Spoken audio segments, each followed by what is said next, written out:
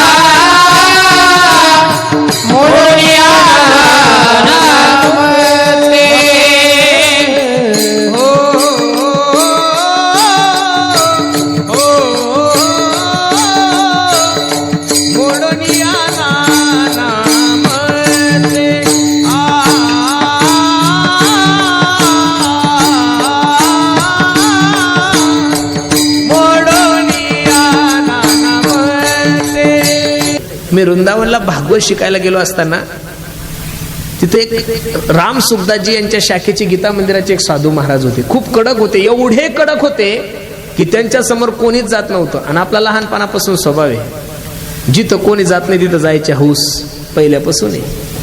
मग आता त्यांची रूम होती, ते अभ्यास करत होते. मग मी जाताना म्हणून मी आय कम इन सर, मी येऊ स्वामीजी? तसलं काहीच नाही. मी डायरेक्ट आत गेलो आणि ते असं वाचत असताना त्यांनी माझ्याकडे बघितलं. बघितल्यानंतर मला मागही जाता येईना, पुढं जाता येईना, थरथर थरथर हातपाय कापायला लागले. एवढं त्यांच्या डोळ्यात तेज होतं. मी आपलं वळालो आणि वळाल्याबरोबर माझी नजर त्यांच्या देवघराकडे गेली. थोडं लक्ष देऊन ऐका. आता ते वृंदावनमध्ये राहणारे महात्मा, पण त्यांच्या देवघराकडे माझी नजर गेली तर त्यांच्या देवघरामध्ये एकीकडे ज्ञानोबरायचा फोटो होता आणि एकीकडे तुकोबरायचा फोटो होता. मी लगेच थांबलो. थोडी शंकाच आली मला. मी स्वामीजींचं दर्शन घेतलं आणि स्वामीजींना म्हणलं, स्वामीजी. तो म्हणे, क्या पंडित, आप ब्रज रसिक हो, वृंदावन में रहते हो, इधर तो सिर्फ भगवान कन्हैया के राधा रानी के भक्त है और आपके मंदिर में तो ज्ञानेश्वर महाराज और तुकाराम महाराज का फोटो है. त्या साधूने मला जे उत्तर दिलं ते ऐकण्यासारखं. तो साधू सांगत होता, ए पंडित, हम लोग जब वृंदावन में रह के उदास होते हैं. काय म्हणला तो साधू? हम लोग जब वृंदावन में रह के उदास होते हैं, हमारा मन नहीं लगता है, तो हम लोग हमारा मन प्रसन्न करने के लिए आलंदी और देहू आते. काय म्हणला तो? अरे वृंदावन मध्ये ज्यांचं मन रमत नाही ते लोक आळंदीला आणि देहूला येतात. आणि तो साधू मला सांगू लागला, आप महाराष्ट्रीयन पंडित बोले, पागल हो, ज्ञानेश्वर महाराज को छोड़ के आप वृंदावन आए हो. नामा मने देवा चला तया ठाया, विश्रांती घ्यावया. अरे जगाच्या मालकाला ज्या ठिकाणी विश्रांती घ्यायसाठी घ्यावं वाटत असेल ते आळंदी क्षेत्र आहे. आणि त्या साधू संतांनी तुमच्या आणि माझ्यासाठी खूप चांगलं करून ठेवलंय. मोडोनिया नानामते देती सिद्धांत सौरतू. असे साधू संत कोण आहे? निळामणे ऐसे संत, कृपावंत सुखशिंतू. साधू सुखी आहे आणि साधू कृपावंत सुद्धा आहे. आणि अशा साधूने जो मार्ग दाखवला त्या मार्गाचं अनुकरण केला असता निश्चित तुमच्या जीवनामध्ये कल्याण होईल.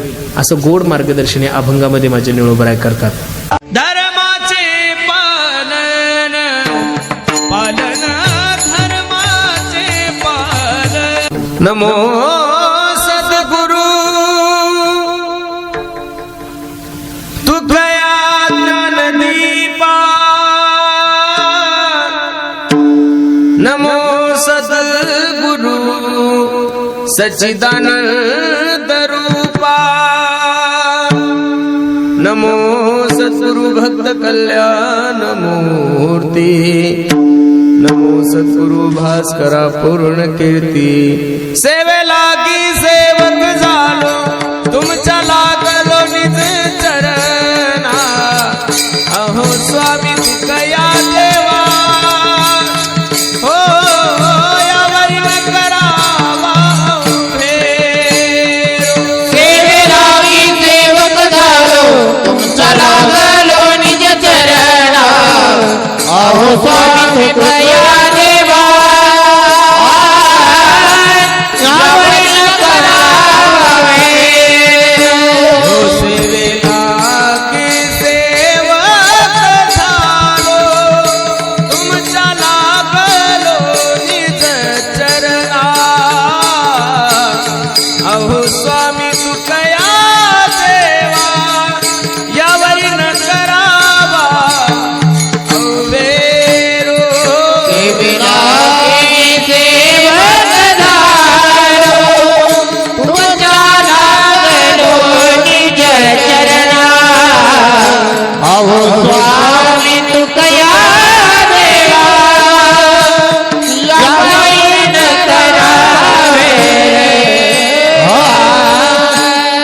कीर्तन करणं 2 तास सोपं आहे, पण 2 तासाच्या कीर्तनासाठी माणसाला 12-12 तास प्रवास करावा लागतो. हे खूप अवघड आहे महाराज. आणि तुम्हाला जर याचा प्रॅक्टिकली अनुभव घ्यायचा असेल तर तुम्ही उद्या बसा माझ्यासोबत आणि चला बुलढाण्याला, म्हणजे तुम्हाला कळेल बुलढाणा किती दूर आहे.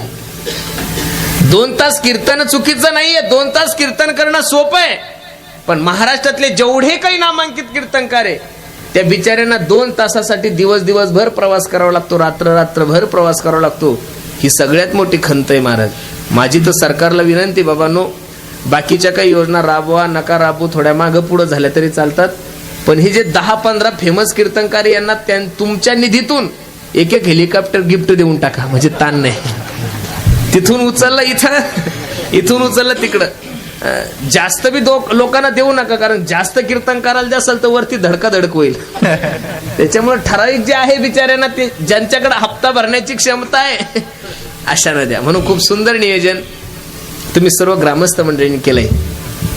अगदी थोड्या वेळामध्ये या अभंगाची भूमिका मला तुम्हा सर्व मंडळी समोर ठेवायची. अभंग निळोबरायचा आहे, 4 चरणाचा आहे. या अभंगामध्ये माझे निळोबर आहे, तुम्हाला आणि मला कल्याणाचा मार्ग सांगतात. महाराज एवढा मोठा सप्ताह तुम्ही लोक करताय, मला आनंद आहे महाराज. आज ज्यांनी माझं यजमान पद घेतलंय त्यातला एक मनुष्य हिंदू आहे आणि दुसरा व्यक्ती मुसलमान आहे. काही लोक म्हणतात की महाराज लोक मुस्लिम समाजाचा विरोध करता. अजिबात नाही महाराज.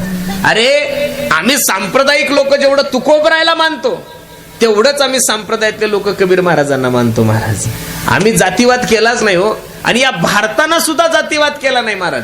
आमचं भांडण जातीशी नाहीये, आमचं भांडण तुमच्या विचाराशी आहे. जे छत्रपती शिवाजी महाराजांच्या गळ्यामध्ये मी आल्याबरोबर वरमाला घातली, त्या छत्रपती शिवाजी महाराजांच्या मावळ्यामध्ये मुस्लिमही मावळे होते. हा देश स्वातंत्र्य करण्यासाठी सर्वांचंच योगदान आहे. आणि मी तर खरं सांगू का, या भारत देशाने कधी हिंदू मुस्लिम वाद केलाच नाही. आणि मुस्लिमांचा वाद जर आम्ही लोकांनी केला असता तर देशाच्या सर्वात मोठ्या पदावर आम्ही डॉक्टर अब्दुल कलाम यांना बसवलंच नसतं महाराज. भांडण फक्त तुमच्या विचाराशी आहे. म्हणून मला आनंद आहे. सर्व धर्म समभाव याचं प्रत्यक्ष अनुभव जर कुठे येत असेल तर तो आपल्या गावामध्ये विठ्ठल विठ्ठल विठ्ठल तुकाराम. कडक नका करू, गोड आवाज आला पाहिजे मागाच्या सारखा. तुकाराम तुकाराम तुकाराम तुकाराम तुकाराम तुकाराम. याच्यात विको नाही का? नाहीये ना, मिक्सर मध्येच नाही का? तुकाराम तुकाराम तुकाराम तुकाराम. 42 दिवसाचं अनुष्ठान केलं. तुकोबराय तर आलीच नाही, पण पांडुरंग परमात्मा विटेवून उतरला. निळोबराया, ओ निळोबराया, 42 दिवस झाले अन्न पाण्याचा त्याग केला. निळोबराय डोळे उघडा. निळोबरायने डोळे उघडले, जगाच्या मालकाकडे पाहिलं, सांगितलं येथे तुझं लागी बोलावील कोणी, येथे तुझं लागी बोलावील कोणी.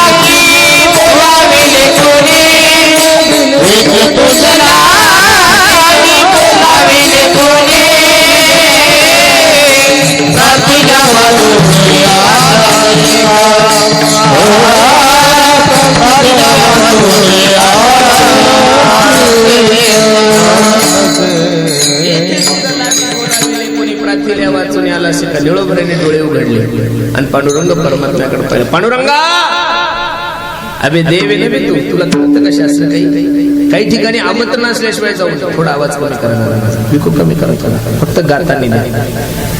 काही ठिकाणी आमंत्रण असल्याशिवाय जाऊ नये. 1, काही ठिकाणी आमंत्रण असलं तरी जाऊ नये. 2, आणि काही ठिकाणी आमंत्रणाची अपेक्षा पाहू. सप्ताह करत असताना, सप्त्याला मदत करत असताना तुमचं नाव पत्रिकेमध्ये येईल याची अपेक्षा ठेवू नका. मी बसणाऱ्या मंडळीला एक विनंती करतील, काही काही लोकांचं चुकून जर नाव पत्रिकेवर राहिलं महाराज तर ते येडं येऊन पाहत नाही 7 दिवस इकडं. त्याला असं वाटतं माझ्या पोरीचा साखरपुडा आहे का, म्हणून माझ्या हातचं देऊच अजिबात नाही दादा. अरे देवाचं कार्य देवाला करून घ्यायचं असतं. तुम्ही बसणारे मंडळी, हवा दिसती का जाणवती हो तुम्हाला? हवा दिसती का जाणवती? जाणवती. हवेला कलर नाहीये, काळा हिरवा निळा पिळवा काहीच नाही, फक्त हवा जाणवती. बिचारी तिचं कार्य रात्रंदिवस करते पण कुठंच कोणाला दिसत. तसं अन्नदान करत असताना, सप्ताहाला मदत करत असताना तुमचं नाव लोकांनी घ्यावं याची दक्षता घेऊच नका. तुमचं नाव लोकांनी घ्यावं याची अपेक्षाही करू नका.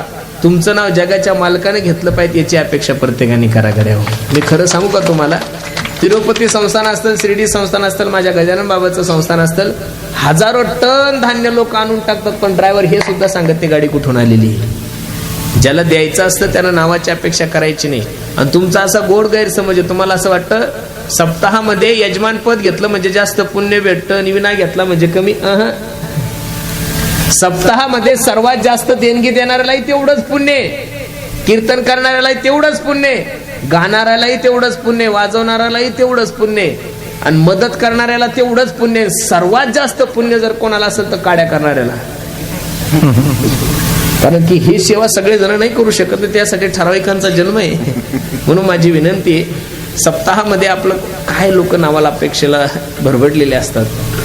मागच्या वर्षी त्या नांदेड जिल्ह्यामध्ये माझ्या एका ठिकाणी कीर्तन होतं. दुपारची वेळ होती, कीर्तनाला गेलो, एवढी गरमी होती आणि 4-5 असे फॅन लावलेले होते, थंडगार वातावरण, एकदम कीर्तन रंगायला आलं. एक माणूस, पुढारी माणूस, खादीचे कपडे घालून आला आणि त्यानं 5च्या 5 फॅन बंद केले. मी त्याला म्हणलं, का हो दादा, हो फॅन का बंद केले? तो मला सांगू लागला, पुरुषोत्तम बा, हे जे फॅन दिसतात ना तुम्हाला, हे मी दिलेले, हे चांगली गोष्ट आहे. म्हणलं तुमच्यासारख्या दात्याची गरज आहे महाराष्ट्राला, मग तुम्ही फॅन दिले मग बंद का करता? त्यानं मला सांगितलं, म्हणे महाराज फॅन चालू असल्यानंतर त्यावरचं माझं नाव दिसत नाही म्हणून फॅन बंद केले. म्हणजे त्याचं नाव पाहण्यासाठी महाराज मेले तरी चालतात, एवढी नावाची अपेक्षा करायची तुकोबरायची भाषा. तुका म्हणे जवळी न पाचारिता जावे, संत चरण भावे श्री गावया, संत चरण भावे श्री गावया, संत चरण भावे श्री गावया. तुका म्हणे जवळी न पाचारिता जावे, संत चरण भावे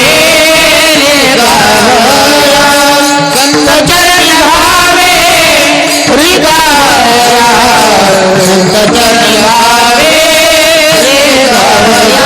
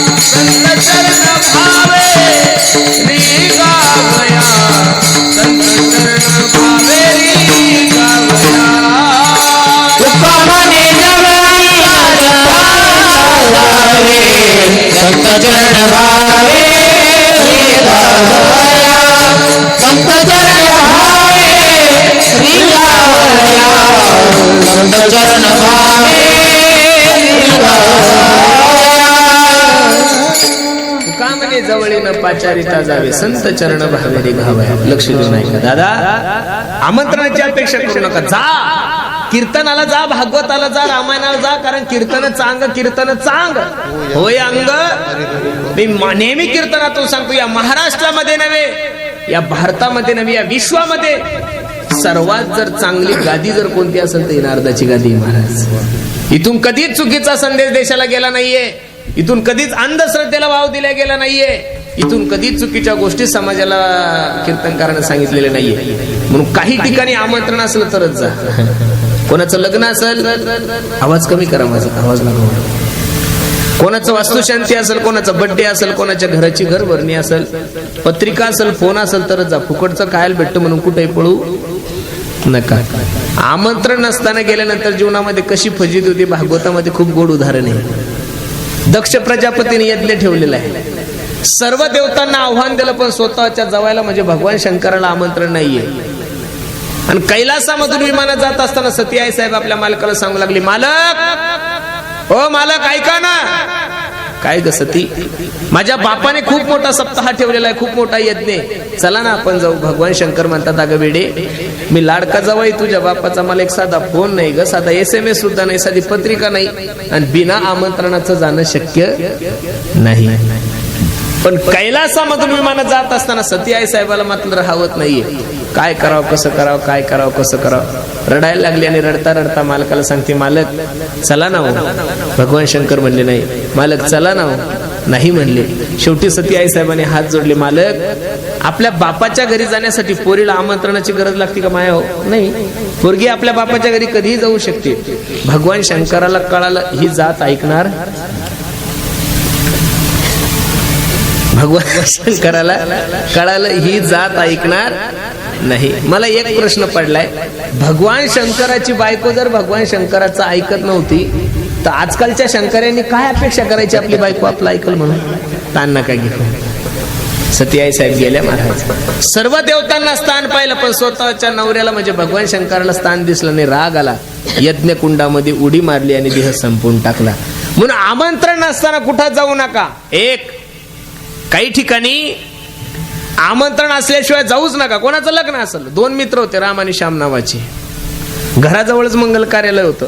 कामाचा एवढा कंटाळा, 1 नंबरचे आळशी होते, 1 नंबरचे आळशी. आणि त्यांचा एक स्वभाव होता, तुळशीचं लग्न लागल्यापासून मिरगाचा पाऊस पडेपर्यंत फक्त लग्न जोडायचे. काय जोडायचे? लग्न जोडायचे. सकाळी उठलं की कडक इस्त्रीचे कपडे घालायचे, स्टारचे कपडे घालायचे, मंगल कार्यालयात जेवायचं. कोणी विचारलं कोणीकडचे, सकाळी सांगायचं नवरीकडचे, संध्याकाळी सांगायचं नवरदेवाकडचे. माझ्याकडे काय बघता, नवरीकडचे नवरदेवाकडचे म्हणून हे 2 हलकट 4 महिने फुकट खाल्लं हो यांनी मंगल कार्यालयावर. एक दिवस सकाळी सकाळी मंगल कार्यालयावर पंगत चालू होती. पंक्तीचा मालक म्हणून, ए अरे कोण आहे रे तिकडं, ए बकेट घेऊन ये भाजीची, ए चपाती घेऊन ये, ए गुलाबजाम. आता अपरिचित चेहरे पंक्तीत पाहिले. पंक्ती मालकाला वाटलं नेमकं कोण आहे, जाऊन विचारलं, अरे कोण आहे तू? आता त्यांचा दररोजचाच नेम होता, एक म्हणे नवरदेवाकडचे, याला वाटलं चुकलं काय कोण, दुसरं म्हणे नवरीकडचे, चल उठ उडा म्हणे उडा, चल वा म्हणे मंगल कार्यालयाच्या बाहेर. आपण झालं काय? तो पंक्तीचा मालक सांगत होता, वेड्या माझ्या बापाच्या वर्षश्राद्धाची पंगत आहे, नवरीकडचे नवरदेवाकडचे कसे म्हणता रे? आमंत्रण नसताना गेले. काय झाले? आमंत्रण नसताना गेले. आणि काही ठिकाणी आमंत्रण असलं तरी जाऊ नका. तुम्हाला कोणी फुकट पाजत असेल तर पिऊ. ग्रामपंचायत संपली असला तर जिल्हा परिषद पर्यंत तुम्हाला कोणी फुकट पाजत नाही. पंचायत समिती लागूच तर तुमच्या जीवनात दुष्काळाची. एकदा लागल्यानं निवडणुका की 8 दिवस बेवड्याला दिवाळीच असते महाराज. सगळे धाबे बुक असतात. कोणी तुम्हाला फुकट पाजत असेल तर प्यायची नाही. निळोबराय देवाला सांगता, देवा अभि देवी ना तू. आमंत्रण असताना परत निळोबरायने डोळे लावले, भजन सुरू केलं, तुकाराम तुकाराम तुकाराम तुकाराम तुकाराम तुकाराम तुकाराम तुकाराम. पळत निळोबरायला देव म्हणतात, ओ निळोबराया 42 दिवस झाले अन्न पाण्याचा त्याग केलाय. निळोबराय जर काही बरं वाईट झालं तर लोक काय म्हणतील? पहिल्यांदा निळोबरायने सांगितलं तुला बोलवलं कोणी, दुसऱ्यांदा निळोबराय सांगतात, निळा मने आम्ही न ओळखोची देवा, तुकयाचा धावा करी कसे, तुकयाचा धावा करी कसे. निळा मने आम्ही न ओळखोची देवा, तुकयाचा धावा करी कसे, तुकयाचा धावा करी कसे.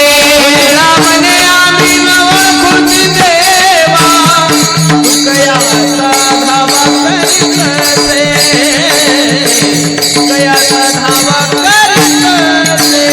निळा मने आम्ही न ओळखोची देवा, तुकयाचा धावा करी कसे, तुकयाचा धावा करी कसे. खोजी देवा तू काही याचा धावा करीत असे. ए देवा जा, तुला ओळखत नाही महाराज. देशाच्या पंतप्रधानाने तुमच्या दारात येऊन तुम्ही त्याला म्हणा कोण आहे तू, मरल ना ते, फाशी घेईल ना महाराज. देशाचा पंतप्रधान आपल्या दारामध्ये उभा आहे आणि आपण त्याच्याकडे पाहून म्हणा कोण आहे तू. किती अपमान आहे महाराज. विश्वाचा मालक आहे माझा देव. गतीर भरता प्रभू साक्षी निवास शरणम स्रोत प्रभो प्रेल स्थानम निधान बीज म्या बोलविल्या वेदू बोले, म्या चालविल्या सूर्य चाले, म्या हलविल्या प्राणू हाले जो जगा ते चाळीता. तुझी या सत्तेने वेदासी बोलणे सूर्यासी चालणे सर्व सत्ता जी आहे. अरे सूर्याला सुद्धा प्रकाश माझ्या देवाच्या सत्तेने मिळतोय आणि त्या विश्वमालकाला निळोबराय म्हणतात जा, तुला ओळखत नाही. येत किंचित माझ्या पांडुरंगाचा स्वाभिमान जागृत झाला आणि पांडुरंग परमात्मा निळोबरायला सांगतात हो निळोबराया, ओ कोणाला बोलताय तुम्ही, मी देव आहे.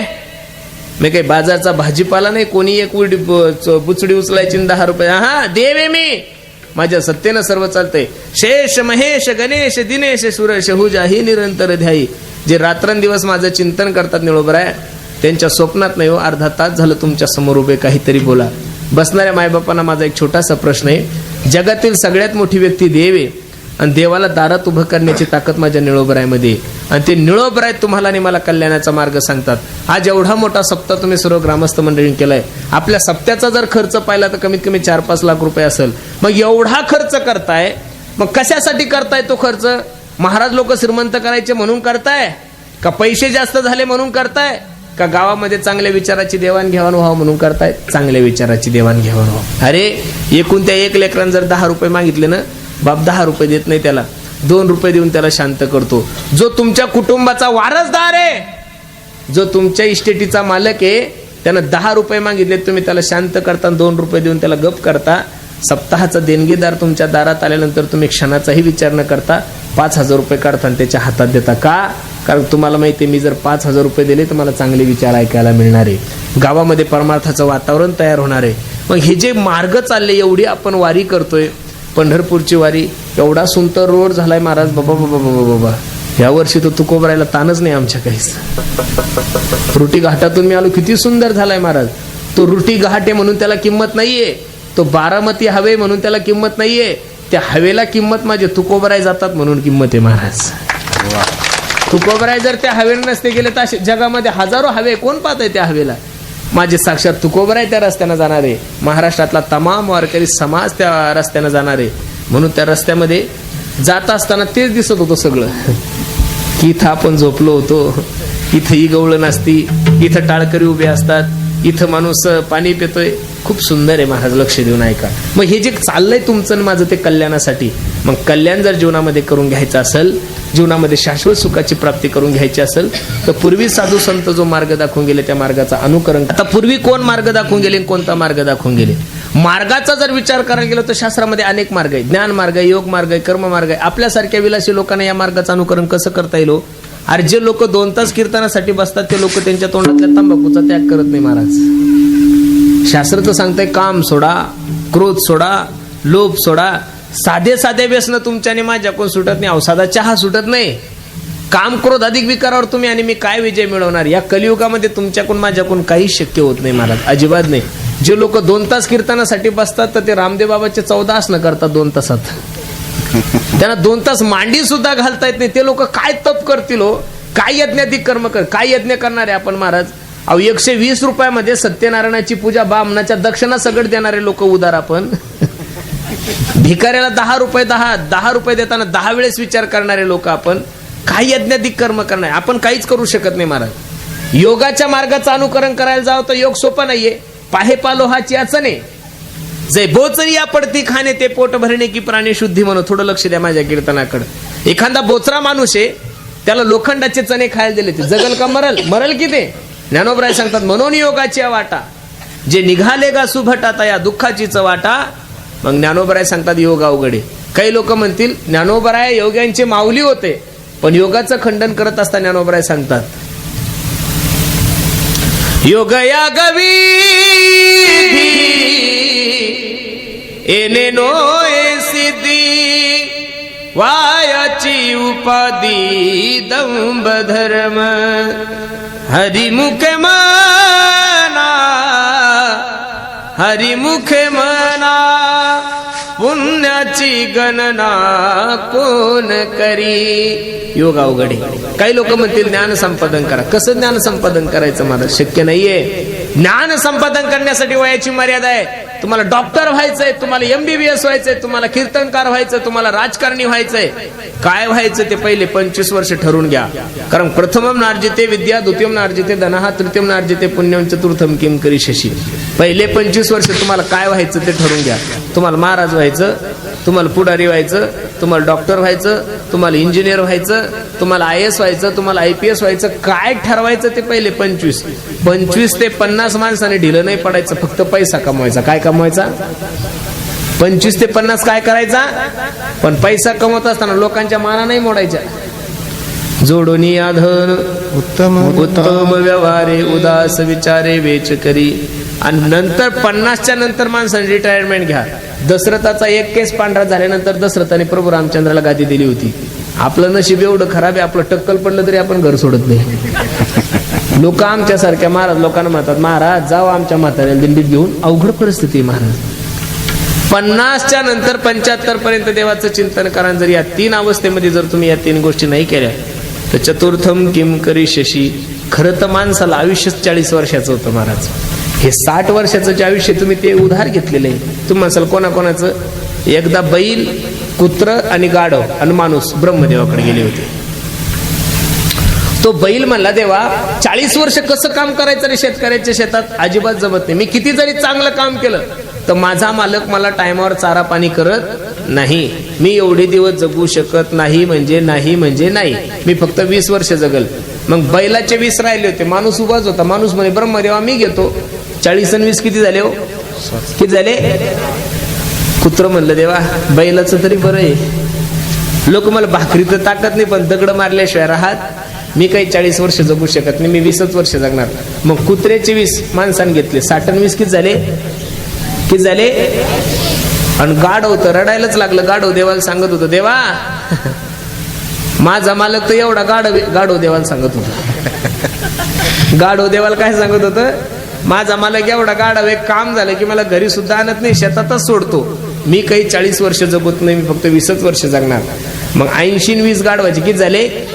बस सेम टू सेम तशीच तुमच्या जीवनाची दिनचर्या आहे. तुम्ही 40 वर्षापर्यंत तरुण असता, कोणालाच मानत नाही. बापाची संपत्ती असते, लग्न होतं, पोरगी 10वी 12वीला जाती, पोरग 10वीत जातं. मग माणसाला सुचतं आता पोरगी लागणार आली. एवढं काम करतो माणूस. उठला की शेतात, उठला की शेतात, उठला की शेतात. लोक म्हणतात, महाराज राब राब राब राब राबतो तो बैलासारखा. अजिबात त्याला पाहुणकी कळेनं, नातेवाईक कळेनं, सप्ताह कळेनं, नुसता बैलासारखा काम करतो. तो बैलासारखा काम नाही करत. ते वर्ष बैलाचे. कोणाचे? 40 आणि 20 60 वर्ष कोणाचे? ते 60 वर्षाचा माणूस झाला की सुनबाई येते, नातू पण तू येतं. म्हातार सुनबाई खवळ, नातराव खवळ. सुनबाई म्हणते, महाराज आमचं म्हातार नुसतं भुकत राहतं हो, अजिबात अक्कल नाही. ते भुकत नाही. ते वर्ष कोणाचे? कोणाचे? कुत्र्याचे.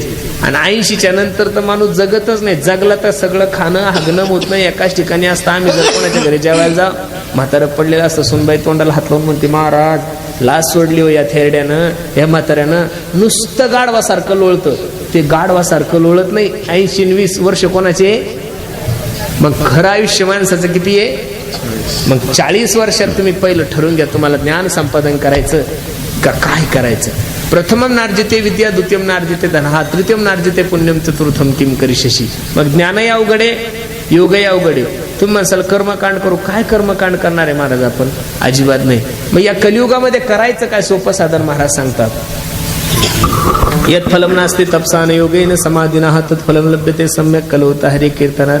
कलियुग केवल नाम आधारा, सुमिर सुमिर नर उतरही पारा. मी तुम्हाला भागवतातलं उदाहरण दिलंय, प्रमाण दिलं. दुसरं तुलसीदासजीचं दिलं. तिसरं ऐका. कलियुग माझी कलियुग माझी करावे कीर्तन.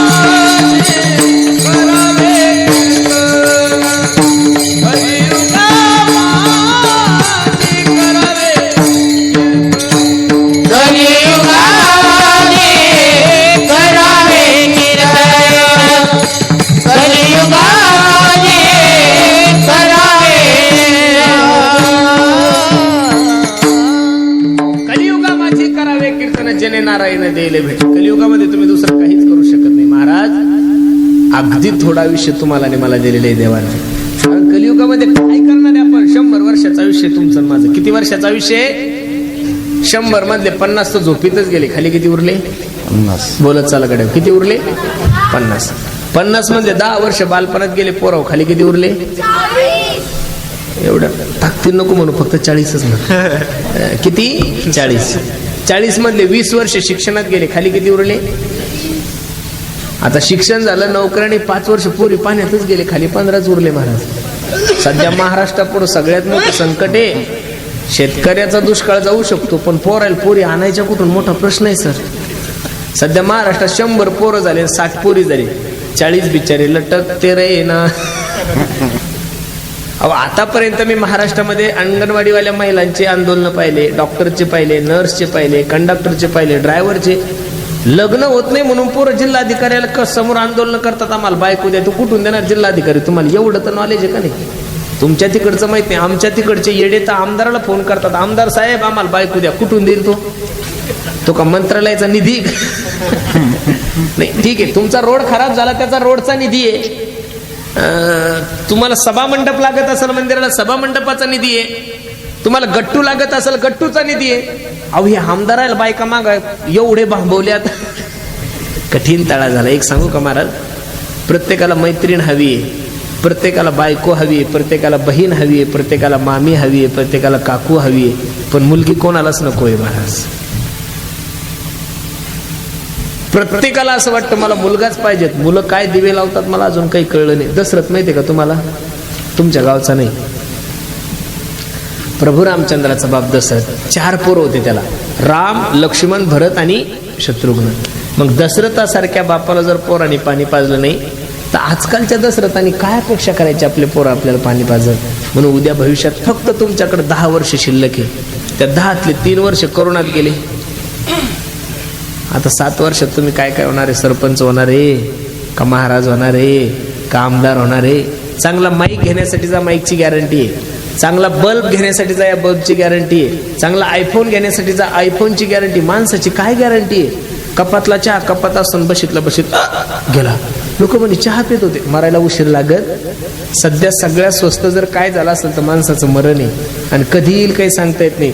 काल व्याल मुखग्राश त्राश निर्नाश हे तवे श्रीमद भागवतम शास्त्रम कलो किरीन भाषितम. एक मोठा अजगर आहे आणि त्या अजगराच्या मुखामध्ये आपण बसलेलो आहोत. आपण कुठपर्यंत सुरक्षित आहोत. जोपर्यंत तो अजगर आपलं तोंड बंद करत नाही. ज्या दिवशी अजगर आपलं तोंड बंद करेल ना महाराज काय गोड पद आहे. सांस रुक जाएगी चलते चलते. आवाज नका वाढवू माझा. क्षमा बुझ जाएगी जलते जलते. दम निकल जाएगा रोशनी का. क्या भरोसा है इस जिंदगी का. कोण कधी कशाने जाईल काही सांगता येत. म्हणून बसणाऱ्या मंडळीला माझी विनंती. एवढा सुंदर नर्दे तुमच्याने माझ्या जीवनामध्ये प्राप्त झालाय. संधीचं सोनं करून द्या. सोनं करून घ्या. कारण या जगामध्ये सर्वात स्वस्त आणि सर्वात सुलभ जर काय असेल तर माणसाचं मरण आहे. तुम्ही कोरोनाच्या काळामध्ये पाहिलं महाराज. लाखोनं नाही कोटीनं लोक मेलेले. या महाराष्ट्रामध्ये कमीत कमी 40,000 गावं धरा. तशी तर 50 असतील छोटे मोठे पण 40 धरा. प्रत्येक गावातले 20-20 लोक जरी म्हणले 10-10 लोक जरी म्हणले तरी 20 गुणिले 40,000. समाज थोडा नाही मेला महाराज. पैसा असून लोक मेले. पैसा नसून तर मेलेच हो. ओळख असूनही लोक मेले. ओळख नसून तर मेलेच हो. ज्यांची ओळख पुढाऱ्यांशी आहे ज्यांची ओळख मंत्र्यांशी आहे अशांना सुद्धा ऑक्सिजन भेटला नाही. म्हणून बसणाऱ्या मंडळीला माझी विनंती आहे. प्रत्येकाने वेळ सावध सावधान वाचे बोला नारायण. सावधान व्हा. वेळ नका वाया घालू. आज तुम्ही सर्व मंडळी या कीर्तनाचे साक्षीदार आहात. असं समजा माझ्या देवाने उर्वरित आयुष्य तुम्हाला बोनस दिलेलं आहे महाराज. बरवे झाले आजीवरी नाही पडिलो मृत्यूच्या हरी वाचून आलो येथवरी उरले ते हरी. आता वेळ नका वाया घालू. कधी वेळ जाईल काही सांगता येत नाही. हो देह जाणार जाणार अशी काळू बखाणार. देह जाणार जाणार अशी काळू बखाणार. देह जाणार जाणार अशी काळू बखाणार.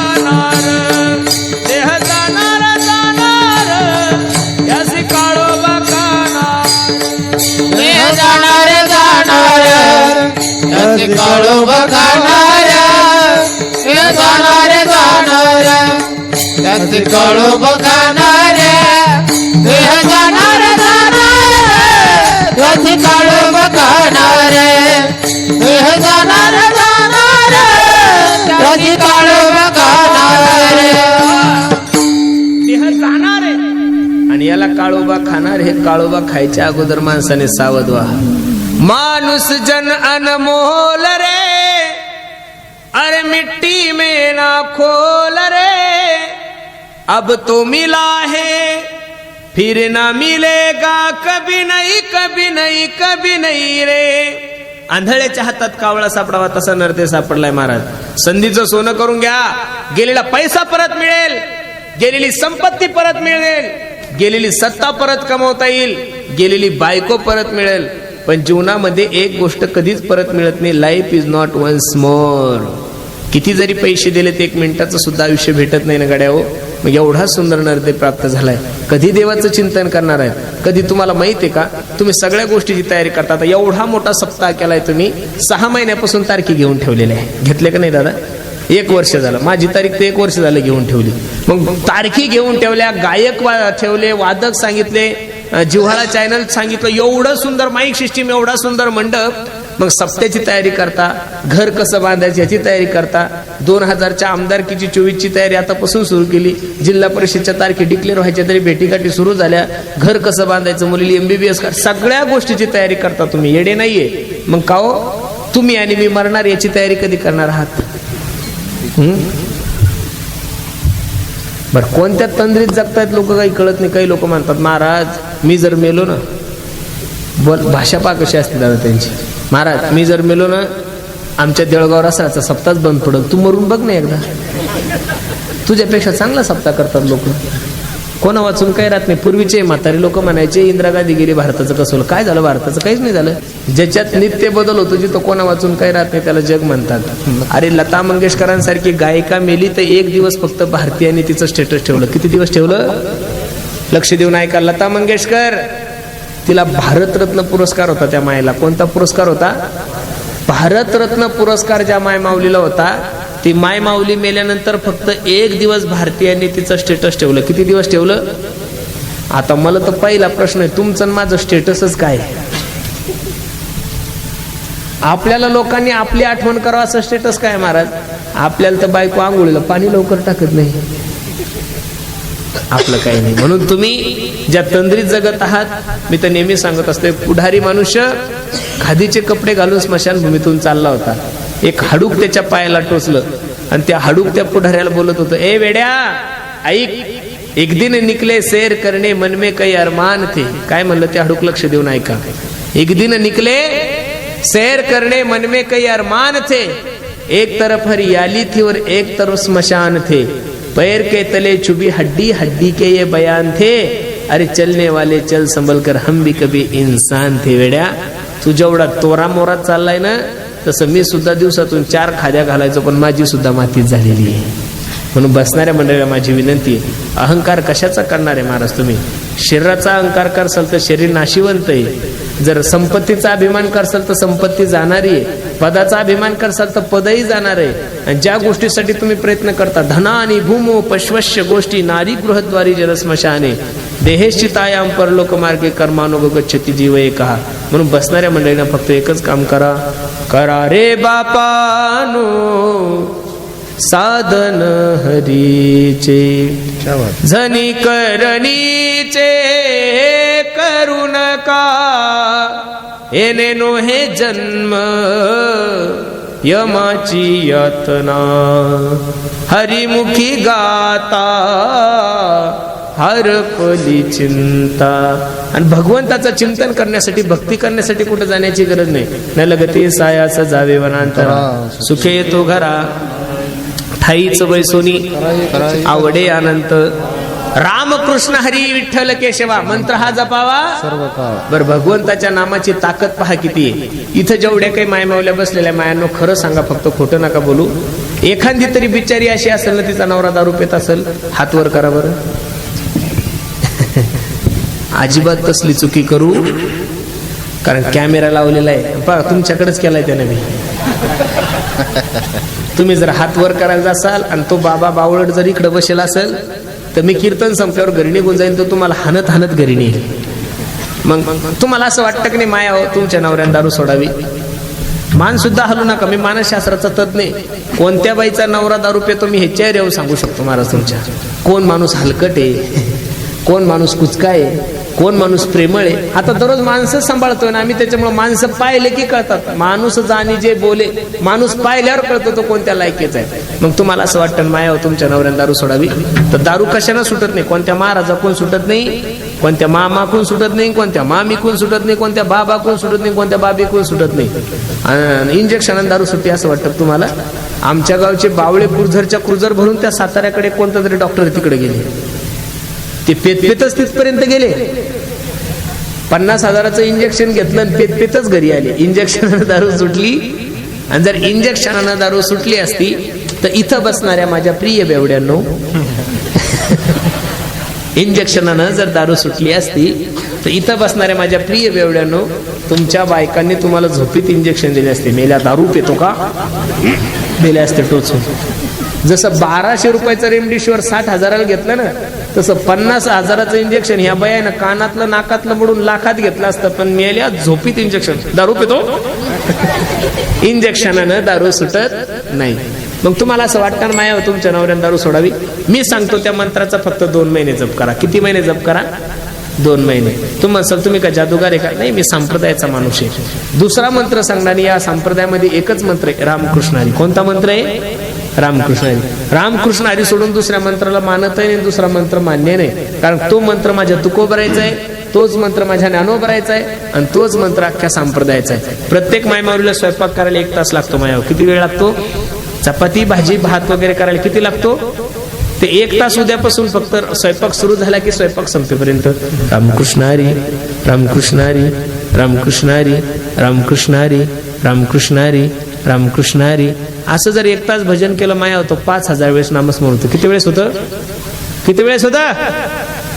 बोला ना, किती वेळेस होतं?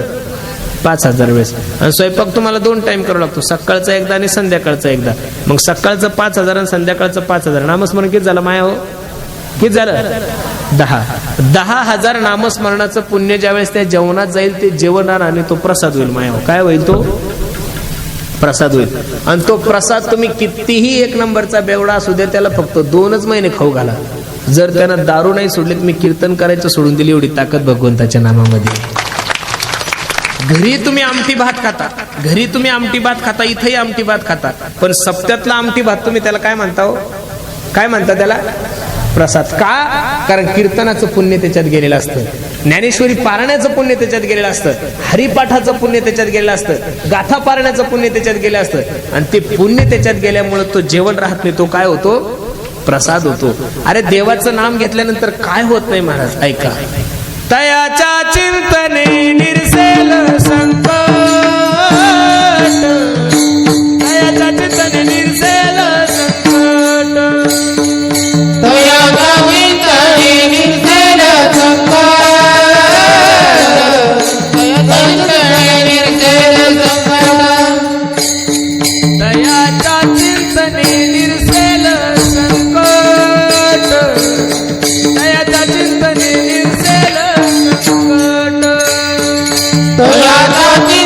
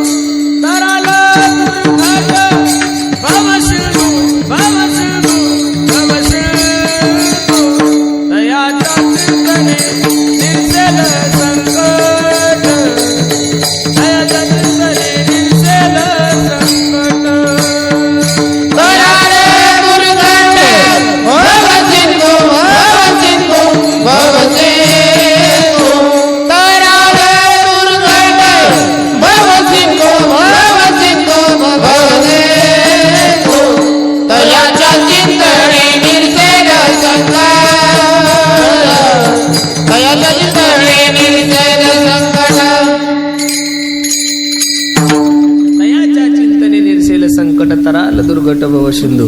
आज्यामेळ्याच्या जीवनाचा उद्धार झालाय, वाल्ह्या कोळ्याच्या जीवनाचा उद्धार झालाय, तर तुमच्या आणि माझ्या जीवनाचा निश्चित उद्धार होईल. म्हणून देवाचं चिंतन करा. विनवितो सकळ जना, कर जोडून थोर लहाना, दान इतुले द्या मज दिना, म्हणे तुकया बंधू राम म्हणागा.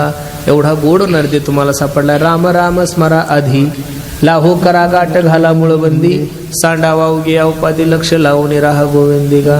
नरदेह दुर्लभ जाना, नरदेह दुर्लभ जाना, शतवर्षाची गणना रे, शतवर्षाची गणना, त्यामध्ये दुःख यातना, त्यामध्ये दुःख यातना, तुम्ही आठवा मधुसूदना. हो तुम्ही आठवा मधुसूदना, तुम्ही वासुदेव वासुदेव म्हणा, वासुदेव वासुदेव म्हणा रे, तुम्ही वासुदेव वासुदेव म्हणा. काहीच लागत नाही. न लगे तीर्थाचे भ्रमण, न लगे दंडन मुंडन, न लगे पंचाग्नी साधन, तुम्ही आठवा मधुसूदन. कुठं जाण्याची गरज नाहीये. तू का म्हणे सोपे आहे सर्वाहुनी, शहाणा तो धनी, पण शहाणा तो धनी घेतोय ते. सर्वात सोपं साधन जर काय असेल तर भगवंताचं चिंतन आहे. किती सबसिडी दिलेली महाराज साधू संतांनी. हरी बोला देता, उठता बैसता, हरी बोला भांडता, हरी बोला कांडता, सर्व कार्य करिता. आणि देवाचं चिंतन केलं वाया जात नाही. पेढा हसत हसत खा, पेढा गोडच आहे. पेढा रडत रडत खा, पेढा गोडच आहे. आणि पेढा झोपीत खा, पेढा कसा आहे? का झोपीत खाल्ल्यावर तिखट लागतो का? नाही, झोपीतही गोडच आहे, जागृतीतही गोडच आहे, आणि हसत हसत जरी खाल्ला तरी गोडच आहे. देवाचं चिंतन कोणत्याही भावनेनं करा. आणि तो जो मार्ग आहे तो भक्ती मार्ग आहे. कोणता मार्ग आहे? भक्ती मार्ग. भक्ती पंत बहु सोपा, सर्वात सोपं साधन. सोपे वर्म आम्हा सांगितले संते, सोपे वर्म आम्हा सांगितली, टाळ दिंडी हाती घेऊनी नाचा. सर्वात सोपं साधन आहे. कुठं जाण्याची गरज नाही. मस्त देवाचं चिंतन करा. म्हणून मार्ग दावणी गेले आधी, दयानिधी संतते. मार्ग दाखवलाय भक्ती, आणि मार्ग कोणी दाखवलाय? निवृत्ती ज्ञानदेव, सोपान मुक्ताबाई, एकनाथ नामदेव तुकाराम. ज्ञानोबरायनी पाया रचलाय, तुकोबराय कळत झालेले, नाथ बाबा नामदेवराय त्याचे खांब झालेले. मंदिर किती सुंदर बांधा, मंदिराचा पाया किती सुंदर घ्या, मंदिराचा कळस किती सुंदर असू द्या, पण जोपर्यंत मंदिराला कलर देत नाही तोपर्यंत मंदिर शोभत. आणि मंदिराचा कलर द्यायचं काम जर महाराष्ट्रामध्ये कोणी केलं असेल तर ते माझ्या जगद्गुरु सद्गुरु जोग महाराज संस्थेने केलेले आहे. महाराज कोणी विनोदाचा कलर दिलाय, कोणी ज्ञानाचा कलर दिलाय, कोणी वैराग्याचा कलर दिलाय, कोणी शांतीचा कलर दिलाय. आणि एकदा का कलर दिलं ना महाराज की मंदिर असं सुंदर दिसतं. म्हणून त्यांनी जो मार्ग दाखवला त्या मार्गाचं अनुकरण करा. निश्चित तुमच्या जीवनामध्ये कल्याण झाल्याशिवाय राहणार नाही. विठोबा माझी विठोबा